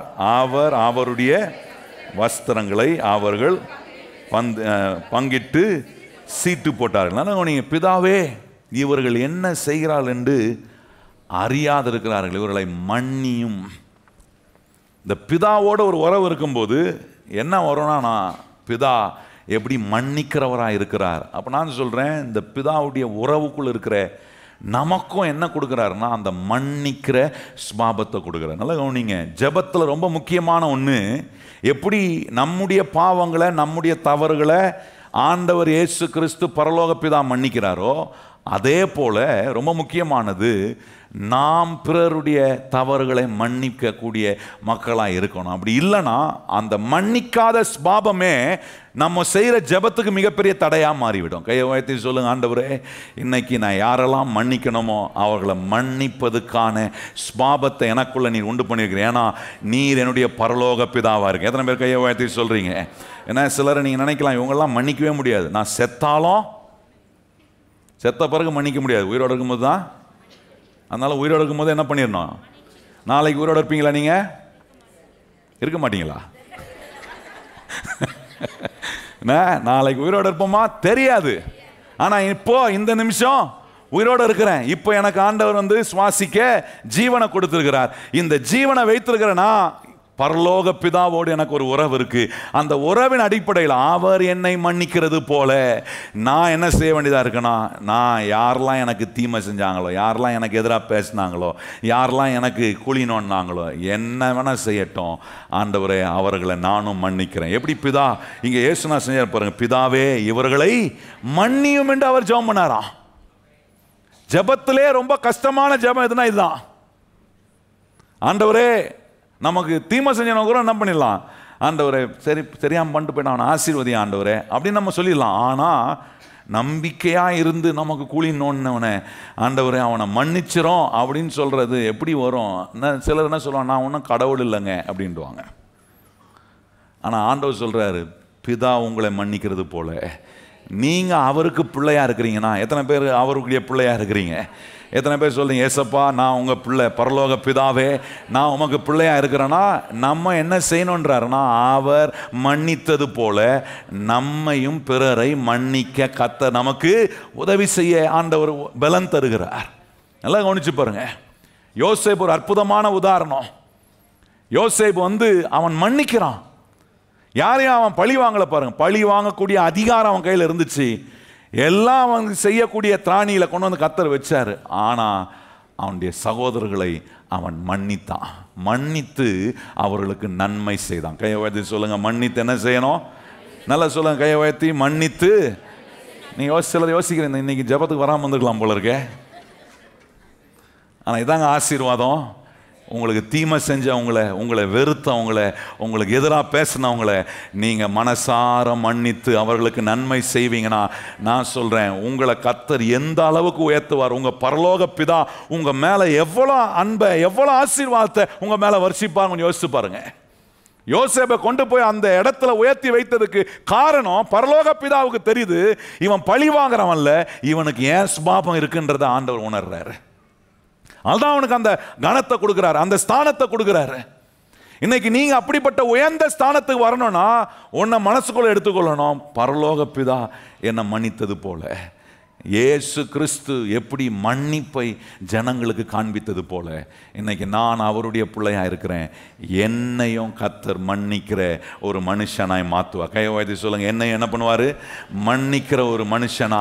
ஏன்னா குடும்பத்தில் இது ரொம்ப அதிகமாக உபயோகமாகணும், உறவில் இது ரொம்ப அதிகமாக உபயோகமாகணும். ரொம்ப அடிக்கடி பயன்படுத்த வேண்டிய இடம் எது தெரியுமா? நீங்கள் யாரோட நெருக்கமாக இருக்கிறீங்களோ, யாரோட அதிகமாக நேரம் செலவு பண்ணுறீங்களோ, கணவன் மனைவிக்குள்ள அதிகமா இந்த மன்னிக்கிற சுபாவம் இருக்கணும். இந்த மன்னிக்கிற சுபாவம் இல்லைன்னா நான் சொல்றேன், எல்லாவற்றுக்குமே அதுவே ஒரு ஹிண்ட்ரன்ஸா மாறிடும், ஒரு இடையூறாய் மாறிவிடும். ஆசீர்வாதம் ஒரு இடையூறையா இருக்கும், சமாதானத்துக்கு ஒரு இடையூறையாய் மாறிவிடும். அதுதான் பிதா இங்கே இயேசுநாத காட்டுகிறார், பிதாவே இவர்களை மன்னியும். ஏன்னா அந்த மன்னிக்காத சுபாவம் எதுக்கும் அவர்களுக்கு தடையா இருந்துடாதபடி, எந்த ஆசீர்வாதத்துக்கும், எந்த ரட்சிப்புக்கும், எந்த சமாதானத்துக்கும், எந்த சந்தோஷத்துக்கும் அது தடையா இருந்துடாதபடி பிதாவே இவர்களை மன்னியும். கையை உயர்த்தி சொல்லுங்க, ஆண்டவரே என் வாழ்க்கைக்கு வர வேண்டிய, எத்தனை பேர் எப்படி சொல்ல வரும், என் வாழ்க்கைக்கு என் குடும்பத்துக்கு வர வேண்டிய எந்த ஆசீர்வாதமோ தடையா இராதபடிக்கு ஆண்டவரே எனக்கு விரோதமாய் பேசினவர்கள், எனக்கு விரோதமாய் செயல்பட்டவர்கள் யாரா இருந்தாலும் இப்போ தேவ சமூகத்தில், நல்லா கையை உயர்த்தி சொல்லுங்க, இப்போ தேவ சமூகத்தில் அவர்களை நான் மன்னிக்கிறேன் ஆண்டவரே. சொல்லுங்க உயர்த்த, அவர்களை நான் மன்னிக்கிறேன் ஆண்டவரே. அவர்களை ஆண்டவரே நான் இதுவரைக்கும் கசப்பா நினைத்திருந்தா ஆண்டவரே உம்முடைய நாமத்தில் அவர்களை மன்னித்து அந்த கசப்பை என்ன விட்டு வெளியே எடுக்கிற ஆண்டவரே. ஏன்னா இந்த மன்னிக்கிற சுபாவம் நிறைய ஆசீர்வாதங்களை கொண்டு வரும். பக்கத்துல பார்த்து சொல்லுங்க, மன்னிக்கிற சுபாவம் நிறைய ஆசீர்வாதங்களை கொண்டு, கணக்கற்ற விதத்தில் ஆசீர்வாதத்தை கொண்டு வரும். நீங்க இந்த ஜெபம் முடிச்சு போன உடனே யாரை நீங்க மன்னிக்கணும்னு தேவ சமூகத்தில் நினைச்சு சொன்னீங்களோ அவங்க கண்ணு முன்னாடி வருவாங்க. வந்தால் என்ன ஆகிடக்கூடாது, வருவாங்க, கண்டிப்பாக வருவாங்க. இன்னைக்கு வரலன்னா பாஸ்டர், நீங்கள் சிலர் சொல்லுவாங்க ஜெபம் முடிச்ச பக்கம் தானே வருவான்னு சொன்னார் பாஸ்டர், வரல. கவலைப்படாதீங்க, இந்த ஜெப நாட்களில் கண்டிப்பாக வந்து உங்கள் முன்னாடி நிற்பாங்க. அவங்கள பார்த்து நீங்கள் சந்தோஷமாக பேசுங்க. ஏன்னா மன்னிச்ச பிறகு உள்ள எதையுமே வச்சுக்கூடாது. ஏன்னா யோசேப்பு மன்னித்து மறந்துட்டான். நம்ம நிறைய பேர் மன்னிக்கிறோம், எங்க தேவ சமூகத்தில் மாத்திரம்தான். அந்த ஆளை பார்த்துட்டோன்னா என்ன 10 லட்ச ரூபாய் ஏமாத்தனை வந்து நிற்கிறான், இவனை எப்படி மன்னிக்கிறது? நீங்கள் மன்னிச்சு பாருங்கள், அந்த 10 லட்ச ரூபாய் கர்த்தர் உங்களுக்கு எப்படி கொண்டு வருவார்னு நீங்கள் பார்ப்பீங்க.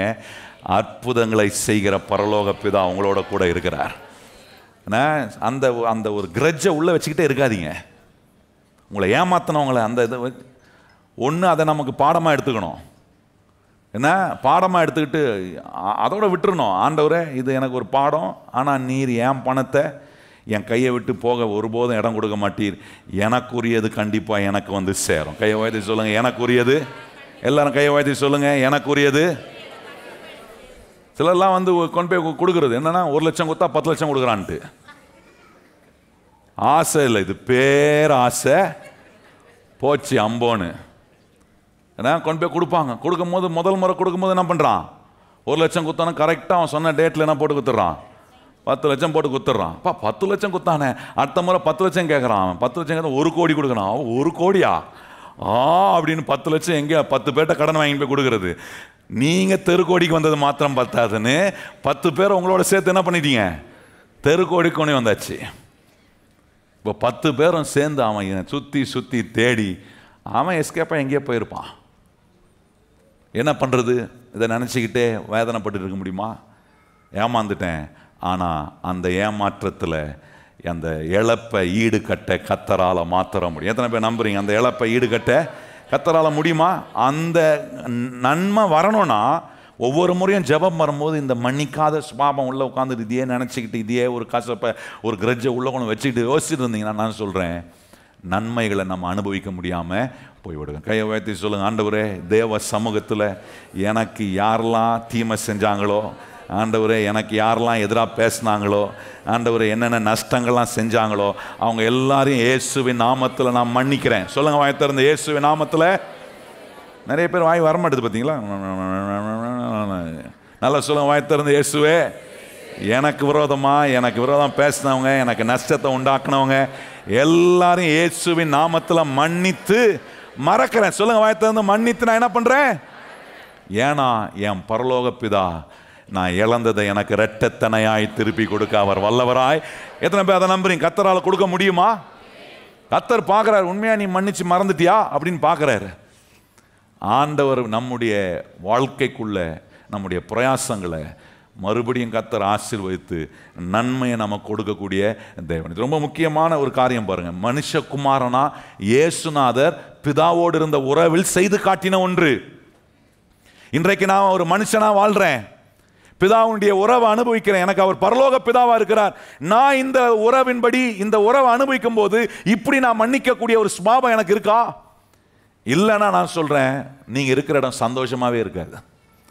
ஆனா இந்த மன்னிக்கிற சுபாவம், மன்னித்து மறக்கிற சுபாவம் இருக்குன்னா உங்கள் வீட்டுக்குள்ளே சந்தோஷம் இருக்கும், உங்கள் வேலை ஸ்தலத்தில் சந்தோஷம் இருக்கும், நீங்கள் பலர்கள் மத்தியில் சந்தோஷம். எத்தனை பேர் அந்த சந்தோஷத்தை அனுபவிக்க வேண்டும் என்று விரும்புகிறவங்க கையை உயர்த்தி சொல்லுங்கள், ஆண்டவரே நீர் கொடுக்குற சந்தோஷம், நீர் கொடுக்குற சமாதானம், நீர் கொடுக்குற நன்மைகள், நீர் கொடுக்குற ஆசீர்வாதங்கள் எல்லாம் நான் என்ன செய்யணும்? அனுபவிக்கணும். ஆகவே ஆண்டவரே எனக்கு யார் என்ன சொல்லியிருந்தாலும் என்ன பேசியிருந்தாலும் எனக்கு என் கண்ணு முன்னாடி அவங்க வந்தாலும் அவங்கள நான் மன்னித்து என்ன பண்ணுறேன்? இயேசுவின் நாமத்தில் நான் மறக்கிறேன். ஆண்டவரே அவர்களை மன்னித்து அவர்களுக்கு ஒரு நன்மை செய்ய முடியும்னா ஆண்டவரே மறுபடியும் நான் நன்மை செய்ய என்னை திராணி உள்ளவனாய் நீர் மாற்று. எத்தனை பேர் கையை வைத்து சொல்றீங்க, ஆண்டவரே என்ன மறுபடியும் நன்மை செய்யக்கூடிய திராணி உள்ளவனாய் கர்த்தர் நம்மளை மாற்றுகிறார்.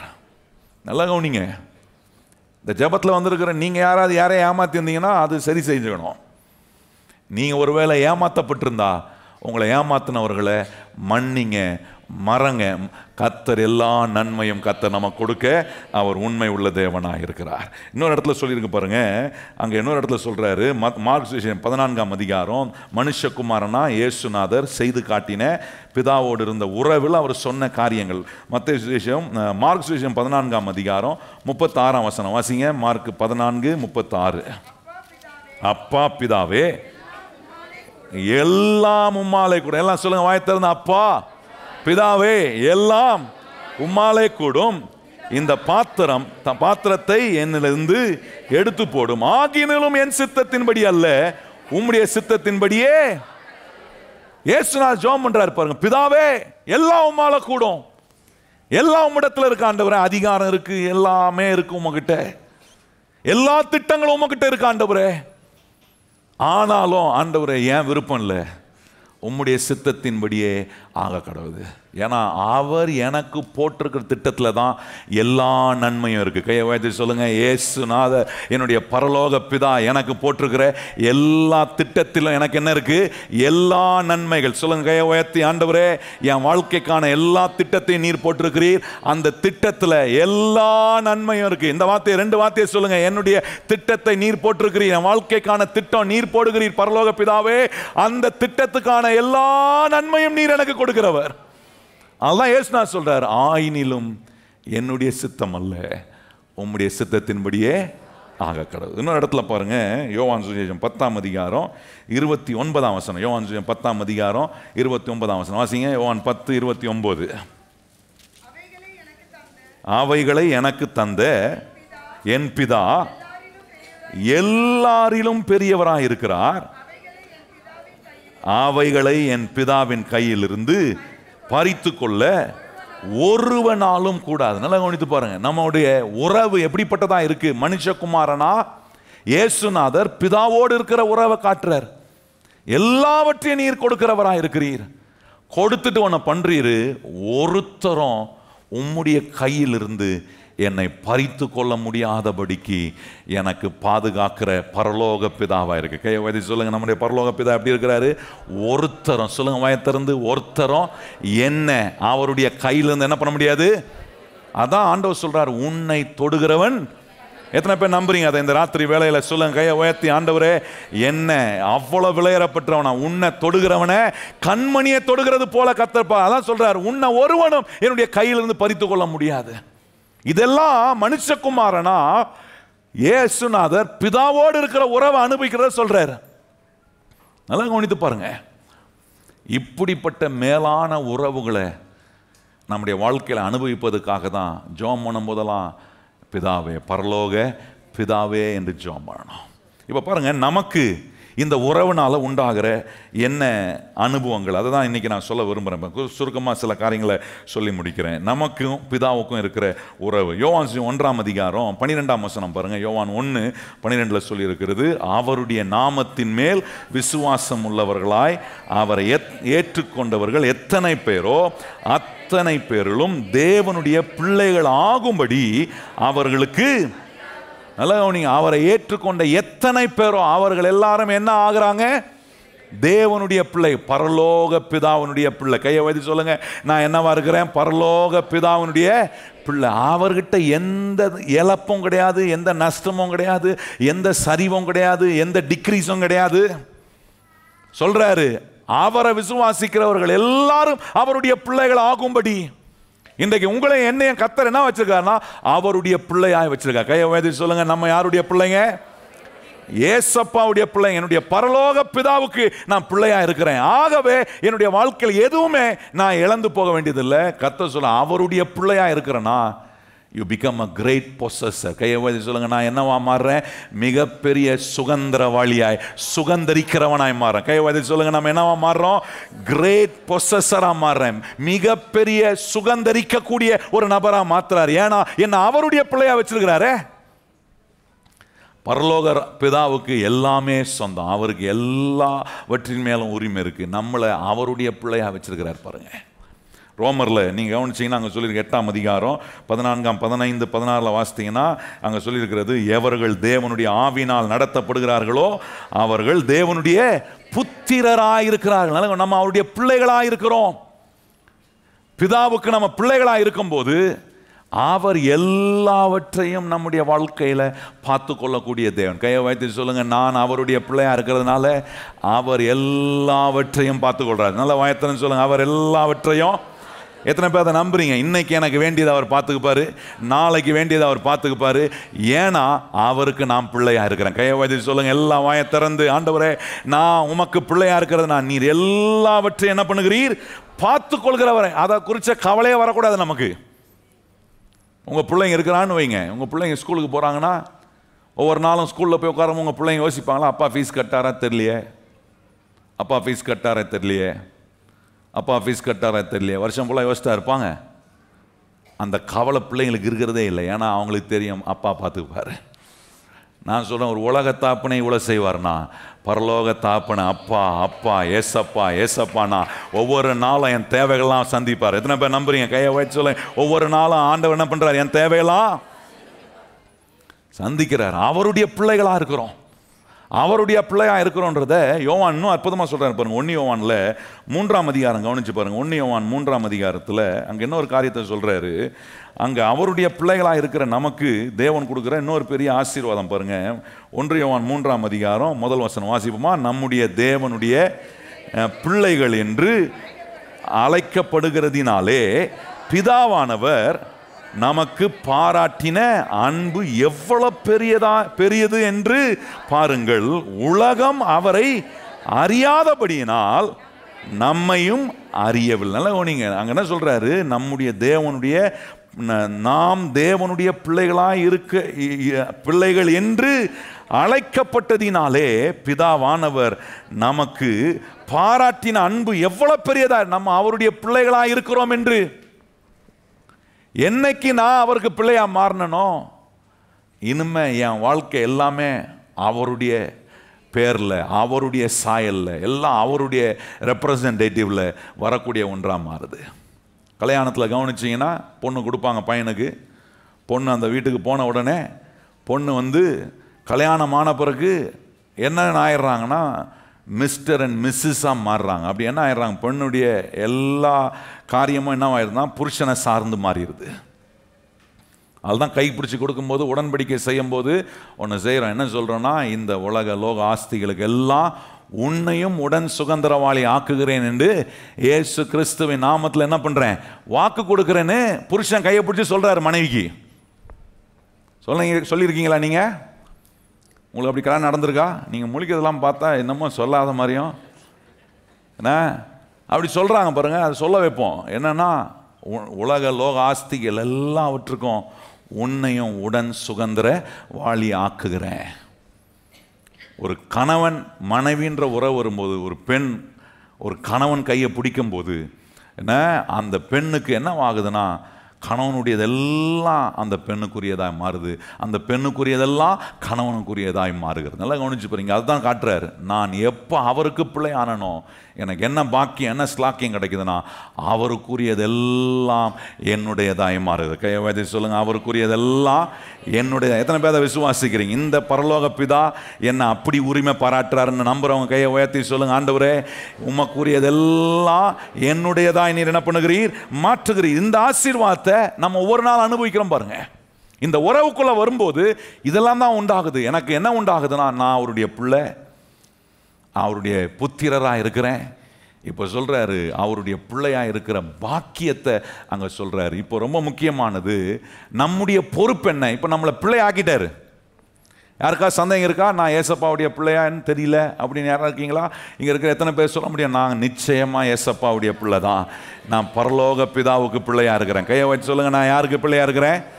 பரலோக பிதாவுக்கு பிள்ளையார். அப்படி இருந்தீங்கன்னா இப்போ நீங்கள் செய்ய வேண்டிய பொறுப்பு என்ன? அதை மாத்திரம் சொல்லி 2 வசனங்களை காட்டி நான் முடிக்கிறேன் பாருங்க. மத்தேயு 5ஆம் அதிகாரம் வாங்க. மத்தேயு 5ஆம் அதிகாரம். நம்முடைய பொறுப்பு என்ன? What is our responsibility?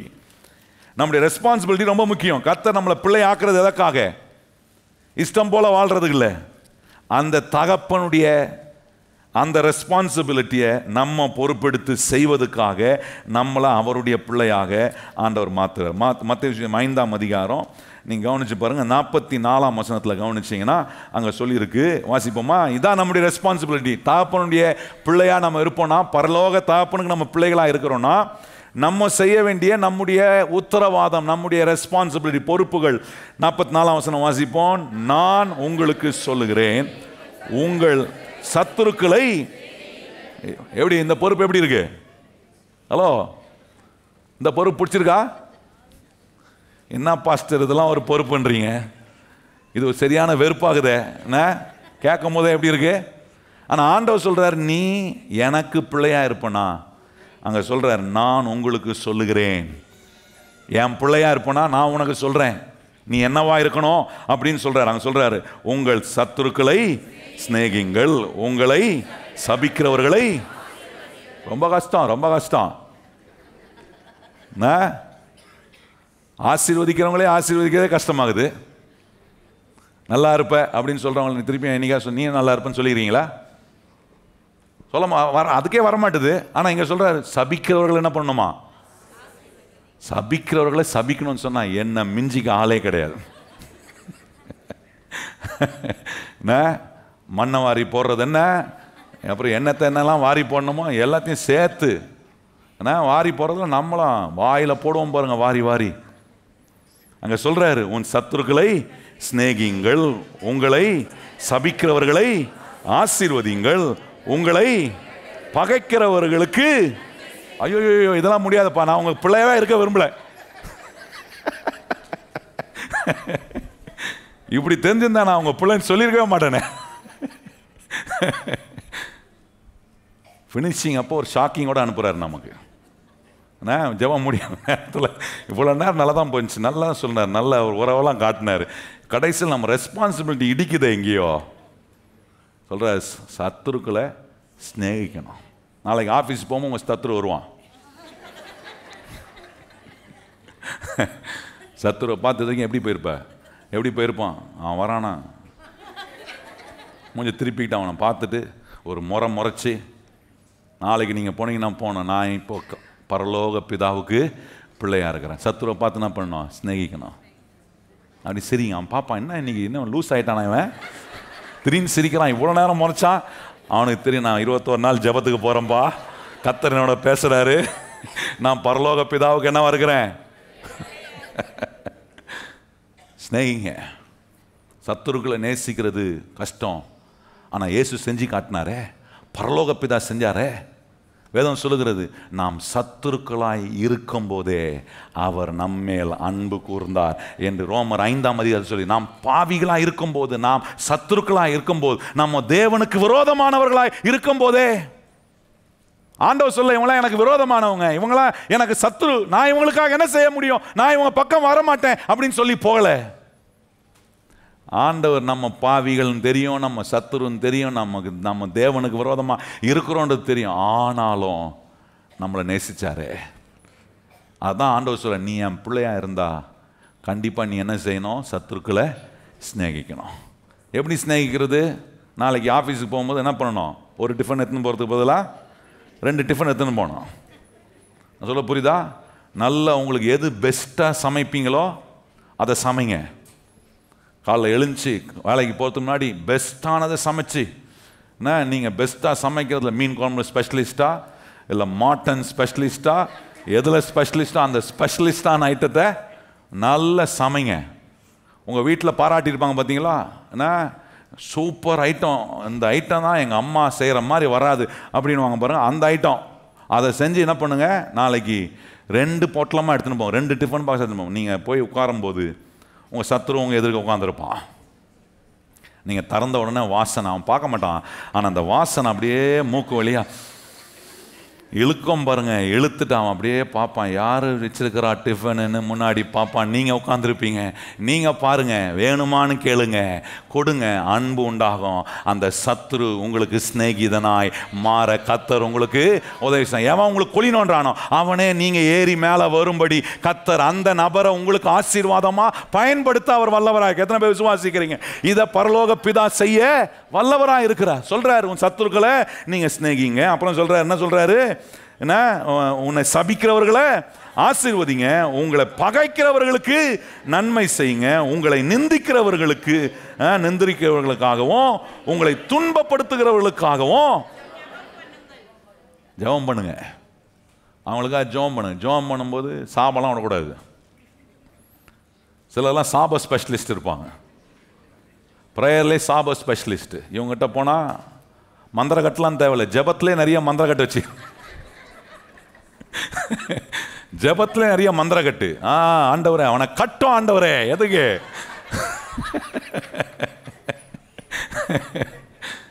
கர்த்தர் சொல்ல, உன்னைதான் முதல்ல கட்டணும் நான் அப்படிலாம் சொல்லக்கூடாது. ஆண்டவரே அவனை ஆசீர்வதியோ, நிறைய தீமை செஞ்சிருக்கான் ஆண்டவரே, அவனை நீ நிறைய ஆசீர்வதிக்கணும், எனக்கு செஞ்ச தீமையெல்லாம் சேர்த்து டபுள் மடங்காக அவனே எனக்கு நீர் கொடுக்கும்படி நீர் மாற்றணும், அப்படி அவனை நீர் ஆசீர்வதியும் ஆண்டவரேன்னு நீங்கள் ஜெபம் பண்ணணும். நீங்களாம் பார்க்கறத பார்த்தா இந்த ஜெபம்லாம் நாங்கள் பண்ண மாட்டோம் பாஸ்டர். பண்ணுங்க, இதெல்லாம் கர்த்தர் நமக்கு கொடுக்குற ப்ராக்டிக்கல் டீச்சிங். ஜெபம்ன்றது என்ன கற்றுக் கொடுக்குறாரு. நான் எதிலெல்லாம் மாறணும். ஏசுநாதர் எப்படி ஜெபம் பண்ணாரு பாருங்க. பிதாவே இவர்களை மன்னியும். இவங்க என்ன செய்யறாங்கன்னு தெரியல. காரி துப்புறாங்க, அடிக்கிறாங்க, நிந்திக்கிறாங்க, அவரை காயப்படுத்துறாங்க. ஒரு தவறும் செய்யாத அவர் மேல வீணான பழியை தூக்கி போடுறாங்க. எல்லாத்தையும் கேட்டுட்டு மனுஷகுமாரனா இருந்த இயேசுநாதர் சொல்றார், பிதாவே இவர்களை மன்னியும். சத்துருக்களை சிநேகிக்கிறார், அவரை சபிச்சவர்களை ஆசீர்வதிக்கிறார். இன்னைக்கு நம்முடைய வாழ்க்கை ரொம்ப முக்கியம். நமக்கு தீமை செய்கிறவங்க, துன்பம் படுத்துகிறவங்க, என்ன அங்கே சொல்லியிருக்கு பாருங்க, என்ன நமக்கு நம்மளை நிந்திக்கிறவர்களுக்காகவும் உங்களை துன்பப்படுத்துகிறவர்களுக்காகவும் நீங்கள் என்ன பண்ணுங்க. துன்பப்படுத்துறவங்க யாரா இருக்கிறாங்களா? இருப்பாங்க. பவுல் சொல்றாரு, இந்த முள் எனக்கு குத்துது அப்படின்றாரு. பவுல் சொல்ற, ஆண்டவரே இந்த முள் எனக்கு குத்துது, இதை கொஞ்சம் எடுத்து போடு. ஆண்டவர் சொல்ல, அந்த முள் இருக்கும், நீ அந்த முள்ளு நடுவே நான் உனக்கு கொடுக்குற கிருபை உன்னை அதுக்கு மேலாக நிற்க வைக்கும் அப்படின்றாரு. அது மேலே நிற்ப, நீ அது மேலே நிற்பனா என்ன? உன்னை யாரெல்லாம் குத்துறாங்க, யாரெல்லாம் துன்பப்படுத்துறாங்க, அவர்களுக்கு அன்பு காட்ட, அவர்களுக்கு கிறிஸ்துவனுடைய சுபாவத்தை காட்ட, பரலோக பிதாவுடைய பிள்ளையா நம்ம இருக்கிறோன்றதை காட்டுவதுக்கு. அடுத்த வசனம் பாருங்க, சொல்றாரு, இப்படி செய்கிறதினால், அதெல்லாம் கவனிங்க, இப்படி சொன்ன பாருங்க. எதுக்கு இதெல்லாம் சொன்னேன்? 45ஆம் வசனம், இப்படி செய்கிறதினால் நீங்கள் பரலோகத்தில் இருக்கிற உங்கள் பிதாவுக்கு புத்திரரா இருக்கிறீங்க. எத்தனை பேர் இதை செய்யறதுனால நான் அவருக்கு பிள்ளையா இருப்பேன்றதை அங்கீகரிக்கிறவங்க கையை உயர்த்தி சொல்லுங்க. ஆண்டவரே இப்படி செய்கிறதுனால நான் என்னவா மாறுறேன், உமக்கு பிள்ளையா இருக்கிறேன் என்று நான் அறிகிறேன். 48ஆம் வசனம் பாருங்க. ஏன்னா 45ஆம் வசனம் சொல்றாரு, அவர் தீயோர் மேலும் நல்லோர் மேலும் தமது சூரியனை உதிக்க பண்ணுகிறார், நீதி உள்ளவர்கள் மேலும் அநீதி உள்ளவர்கள் மேலும் மழையை பெய்ய பண்ணுகிறார். பண்றாரா இல்லையா? சூரியன் பாருங்க எல்லாருக்குமே உதிக்குதே. நான் சொல்றது மேலே ஏறுற சூரியன்,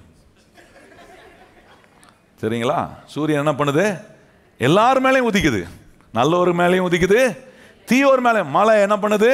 நல்லவங்க மேலேயும் பெய்யுது, கெட்டவங்க மேலே. நல்லவங்க மேலே மட்டும்தான் மழை பெய்யினா மழையே பெய்யாது. நான் சொல்றது புரியுதா உங்களுக்கு? நல்லவங்க மேலே மட்டும்தான் மழை பெய்யணும், ஆண்டவர் மழையை வைக்க முடியாது. ஆண்டவர் சொல்றார், இதுதான் பரலோக பிதாவுடைய உள்ளம். நீ அவருக்கு பிள்ளையா இருக்கணும், இப்படி தான் இருக்கணும்ன்றாரு. அங்கே சொல்றாரு பாருங்க, 48ஆம் வசனம் இப்போ சொல்றாரு பாருங்க, ஆகையால் பரலோகத்தில் இருக்கிற உங்கள் பிதா பூரண சர்க்குணராய் இருக்கிறது போல நீங்களும். எல்லாரும் வாசிக்கணும். எல்லாரும் பைபிள் எடுத்து வாசிங்க. எல்லாரும் எடுங்க, இவ்வளோ நேரம் வாசிக்கலாம், அட்லீஸ்ட் இதையாவது வாசிங்க. 48ஆம் சொல்லுது பாருங்க, ஆகையால் பரலோகத்தில் இருக்கிற உங்கள் பிதா பூரண சர்க்குணராய் இருக்கிறது போல நீங்களும். ஆண்டவர் இங்க சொல்ல, பரலோக பேச, நான் பூர்ண சர்க்குணர்ப்பா, நீ அப்படிலாம் ஆக முடியாது, நீ எப்பவும் குறவுள்ள தான் இப்படியே இருந்துட்டு போ சொல்றாரு. இல்லை, நான் பூரண சர்க்குணராய் இருக்கிறது போல. அப்புறம் என்ன சொல்றாரு? நீங்களும். சொல்லுங்க, நானும். கையை வச்சு சொல்லுங்க, நானும் பூரண சர்க்குணனாய் இருக்க முடியும். சொல்லுங்க கையை உயர்த்தி, நானும் பூரண சர்க்குணனாய் இருக்க முடியும். பிதா பூரண சர்க்குணராய் இருக்கிறதுனால நான் அவருக்கு பிள்ளையா இருக்கிறேன். என்னை என்னவாக்குறாரு? பூரண சர்க்குணனாய் கர்த்தர் என்னை அவர் மாற்றுகிறார். எத்தனை பேர் இப்படி மாறணும்னு விரும்புறீங்க? இடத்துல எழும்பி நிற்போம், நம்ம ஜெபம் பண்ணலாம். கர்த்தர் இன்னைக்கு பிதாவே என்கிற அந்த ஒரு வார்த்தையில் எவ்வளோ ஆழமான உறவை கர்த்தர் நம்ம காட்டுகிறார். தேவகுமாரனாய் மனுஷகுமாரனாய் ஆண்டவர் பிதாவோடு இருந்த உறவை காண்பித்தார்.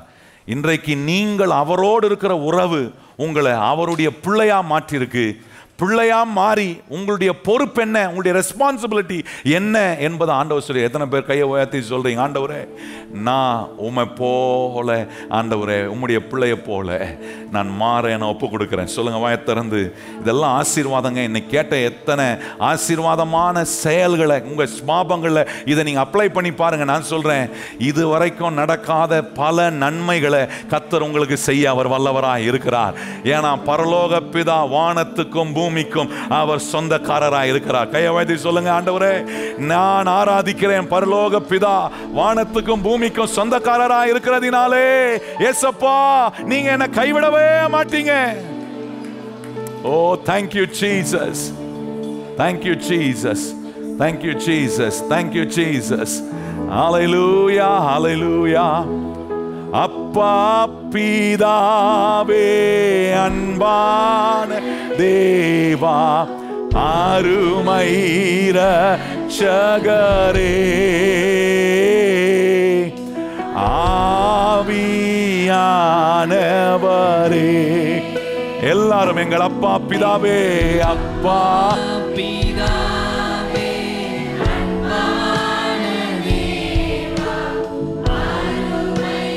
இரட்சகரே ஆவியா.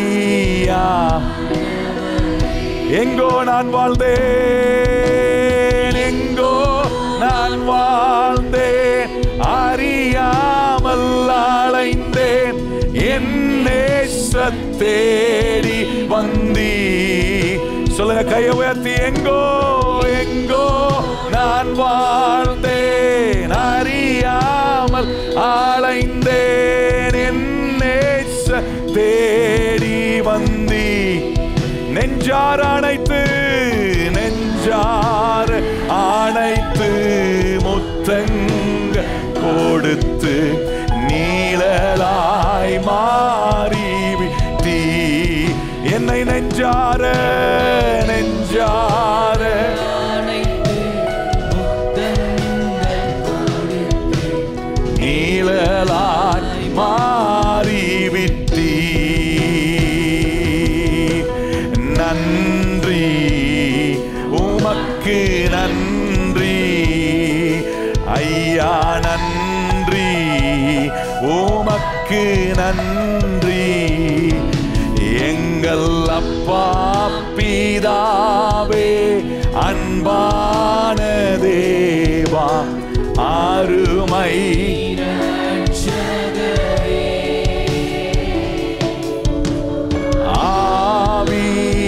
ஆவியானவர்.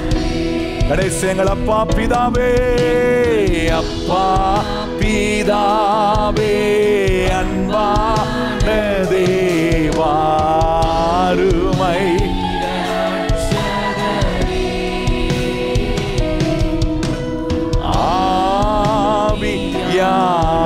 ஆவியானவரே.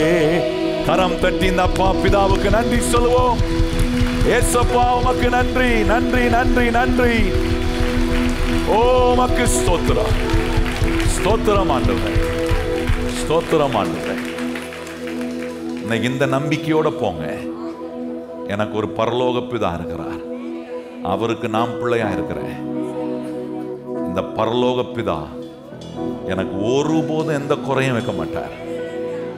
இன்னைக்கு பல காரியங்களை குறையா நீங்க பார்க்கலாம், ஆனா இந்த பரலோக பிதா நீங்க எதையெல்லாம் குறையா பார்க்குறீங்களோ அதெல்லாம் நிறைவாக மாற்ற அவர் வல்லவராக இருக்கிறார். அதெல்லாவற்றையும் நிறைவாக்குவார். குடும்பத்தில் எதெல்லாம் குறைவா இருக்கோ அதை நிறைவாக்குவார். உறவுல எதெல்லாம் குறைவா இருக்கோ அதை நிறைவாக்குவார். நிறைவாக்குகிற பரலோக பிதா உங்களோட கூட இருக்கிறார்.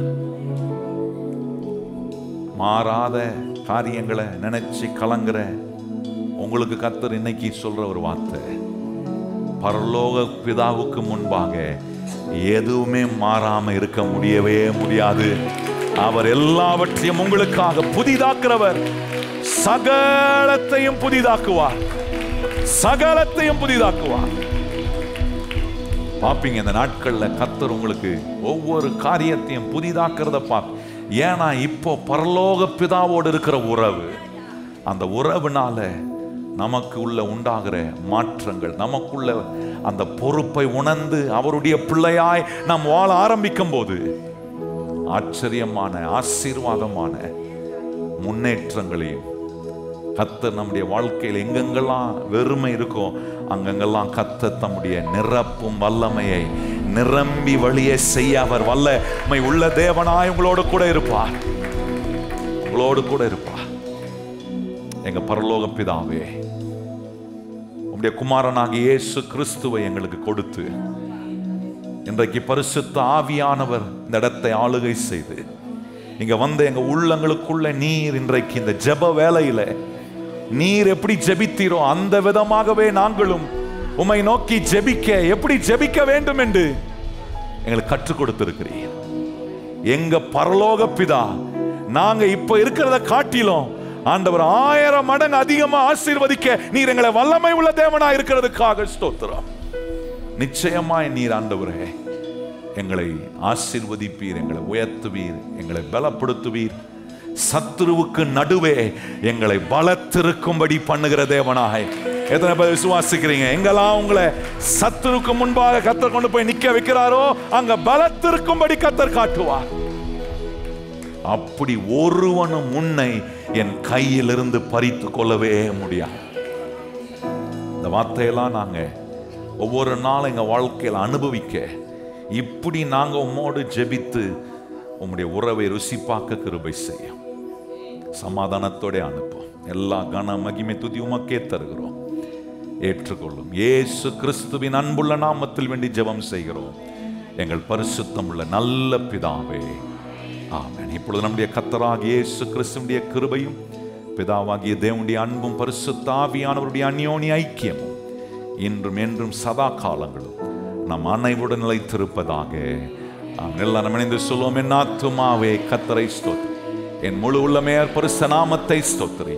என் ஆத்துமாவே கர்த்தரை ஸ்தோத்திரி, கர்த்தர் செய்த சகல உபகாரங்களையும் மறவாதே. ஆமென்.